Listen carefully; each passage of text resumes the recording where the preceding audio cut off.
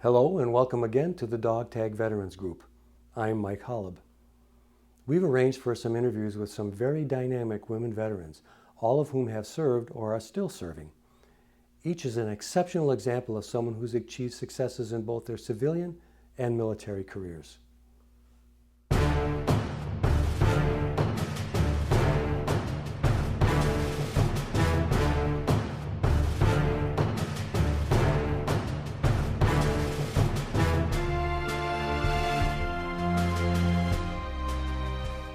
Let me share a little bit of Colonel Klop's background with you. Patricia S. Klop was commissioned as a second lieutenant in the United States Marine Corps in April of 1994. She was the 1995 Women Athlete of the Year for all Marine Corps bases, Okinawa, Japan. Among her numerous assignments, Colonel Klop was assigned to the Women Boot Camp Marine Corps Recruit Depot at Parris Island in South Carolina to supervise drill instructors as they trained recruits. Her personal decorations include the Navy and Marine Corps Commendation Medal with 2 gold stars, Navy and Marine Corps Achievement Medal, the Presidential Unit Citation, the Navy Unit Commendation, Navy Meritorious Unit Commendation, the Selected Marine Corps Reserve Medal, the National Defense Service Medal, Afghanistan and Iraq Campaign Medals, the Global War on Terrorism Service Medal, the Armed Forces Reserve Medal, the Sea Service Deployment Ribbon, the Drill Instructor Ribbon, and the NATO International Security Assistance Force Afghanistan Medal. Patty Klop teaches adapted physical education and health to students with disabilities at Prairie Grove Consolidated School District 46 in Crystal Lake, Illinois. She is married to David Klop and has 2 sons. We're very proud to have an interview with Colonel Patricia S. Klop. Colonel, can you briefly tell us about your military career, for example, where you entered the service, when you got your commission, maybe some of your career highlights? Certainly. I completed officer candidate school in the summer of 1993, 10 weeks. I finished my senior year at Berry College in Rome, Georgia, and the day I graduated, April 30th, 1994, I was wearing my dress blues while all my classmates were wearing their cap and gown. So after the graduation ceremony, we rolled into a commissioning ceremony, and I was commissioned as a second lieutenant. I did 5 years active duty. First year was Okinawa, Japan, then transferred to Parris Island, South Carolina for the remaining 3 years. I was a series commander, which supervised the drill instructors who trained the recruits, and basically female boot camp, and that's where I got my heart for teaching. I transferred the next month to the Marine Corps Reserves. I've done 18 years in the reserves, deployed to Iraq, Afghanistan, 1 year in Germany, where I was a hospital liaison at Lundstuhl, and that's where all the wounded were medically evacuated. As I look back on my career, I had significant highlights. One was I was named 1995 Woman Athlete of the Year for all Marine Corps bases, and played 2 seasons of all Marine soccer and 1 season with the Armed Forces soccer. So all Armed Forces soccer was a combination of the Marine Corps, Army, Navy, and Coast Guard, and we played against other women military soccer teams from the Netherlands, Canada, and Germany in Germany, and it was a thrill. It was always a dream of mine to play soccer for my country, so it was a dream come true. I'm wondering what type of obstacles that you might have encountered throughout your career. In regards to gender, I don't feel I encountered obstacles, and I really credit the Marine Corps for that. I felt I had equal footing with my male peers, and it was equal opportunity for any billet that I desired or was qualified for. But if I look back honestly on my Marine Corps career, the obstacles I encountered were more self-inflicted mistakes from attending the School of Hard Knocks. So with that, my greatest vulnerability is when I was newly promoted to the next rank, or I embarked on a new assignment without my eyes wide open. And I made a lot of assumptions based on my rank, and I quickly learned that leadership is not defined by what's on your collar, and that regardless of the circumstances, it still requires crucial conversations with your leaders, laying out the expectations, holding them accountable, and being fully engaged. Those experiences, even with some downfalls, I learned a lot, and that's where the learning is that really does the imprint and sears in my mind the leader that I am now. I'm little, you learn from those mistakes, and that's the only way you can do it, and it shapes you to be a better leader because you know that you're not going to repeat those mistakes. What are some of the unique challenges facing female veterans? I find there are two unique challenges facing female veterans. One is healthcare, and the other is managing family with work-life balance. When I was in the Marine Corps almost 25 years ago, there was obviously less women there is today. In fact, the Marine Corps was only 5%. Now the Marine Corps is almost 7%, it's 6.8. And over the years, it's increased in women entering the service. Right now, all the services combined, it's 15%.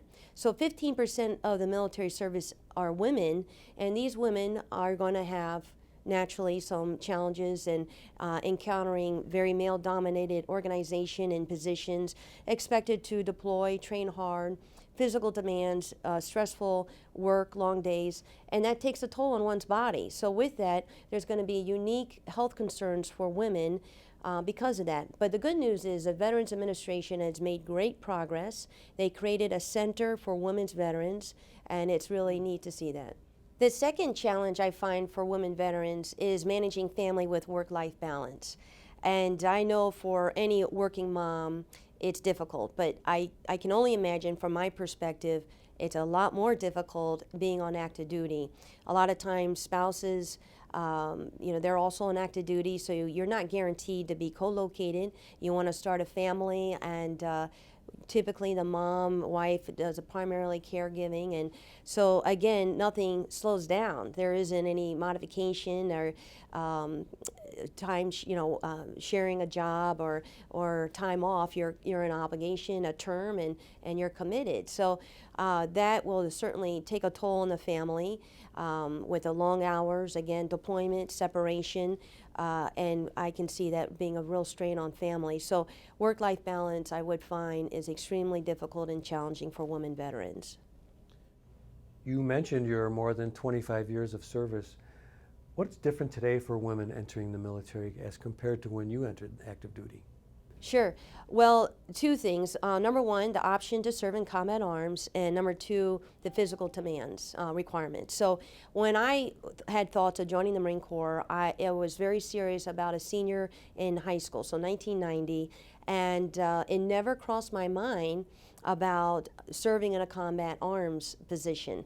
And so it's been interesting because, as you know, 2013, that combat arms are now an option for women, and the Marine Corps is the most challenged to make it happen and integrate.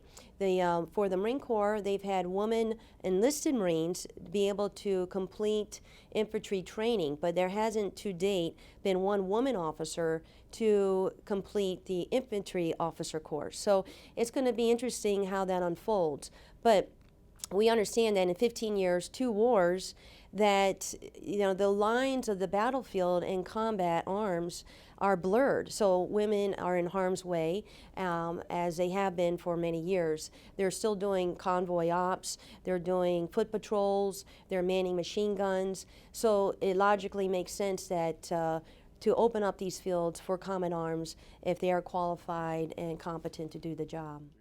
Colonel, if you could go back and give yourself any advice before entering the military service, what would it be? And 2 things. One is find myself a good mentor, someone who is higher in rank, who is trustworthy, that I can confide in, who would share their words of wisdom and help me through the school of hard knocks. The Marine Corps has a mentoring program now, but it's like anything else. Are you going to make it a priority? But for me, as a young lieutenant, I would have made it a priority and would pursue somebody, and someone would ask to be a mentor. I know for me, I would be quite honored. So it would be a very good relationship, just like General Lejeune, a father, son, and then mother, daughter, or sister, big sister. The second advice I would say is I look back in my Marine Corps career and I compare it to the story of the rabbit and the turtle. So when we were second lieutenants, we were just full of fire and vigor, and saw ourselves as lifers, and we just lived, eat, breathe the Marine Corps, and we were approaching it like a rabbit, sprinting to the finish line. And over the years, Marines, my fellow Marines, they got out, got other careers, and very few of us from the basic school stayed in. And that's just the nature of the career. It's very demanding. So I think about that, and I have a lot of respect for my friends who do stay in. To me, they earn every red cent. But I look back in their careers, and it's just basically moving along, you know, whatever it is, the assignment, career level school, deployment, and just like that turtle, you know, you just move along, and even it's slow and one step at a time, it's forward progress, and the turtles win. So they stay in, made a career, and good on them, they deserve that. Colonel, we'd like to thank you for spending a couple of minutes with us today in these interviews. They were informative and educational and quite insightful. Do you have any final thoughts that you'd like to share with us? Well, thank you for having me in this invitation. It's been a real pleasure. I do have closing thoughts. As I look back and over the years, I've been in 23 years in the Marine Corps. I am just so impressed by the women who enter the military service. And like I said, over the years, I see more and more women entering and also assuming very non-traditional positions. And I reflect on playing all Armed Forces women's soccer, where we pulled again from the Army, Marine Corps, Navy, and Coast Guard. And on that soccer team, we had a doctor, a lawyer, a pilot. We had a Navy deep sea diver. We had also a Navy Seabee. And I just think about one generation ago, my mom, that basically if you weren't a full-time homemaker, you were either a nurse, a secretary, or a teacher. And here the gender barriers are just breaking left and right. And these women now, they're so smart, physically fit, and so competent. And so it's just been really neat to see that over the years. And I reflect back on a military trip I took. I was doing training at a squadron, and in that squadron was a woman captain pilot. She was a helicopter pilot, did a dozen missions in Iraq, a lot of them combat missions. And I was just so impressed because she was young. And I was talking to the XO about her, and he said something very simple. He said, the fact of the matter is, we don't have the luxury to discriminate. There is so much work to be done in the military that at the end of the day, it's about getting the work done. And if someone is competent and they're qualified and they do their job, then you leave them alone and let them do their job and give them all the equal opportunity that they deserve. Thank you very much. Semper Fidelis.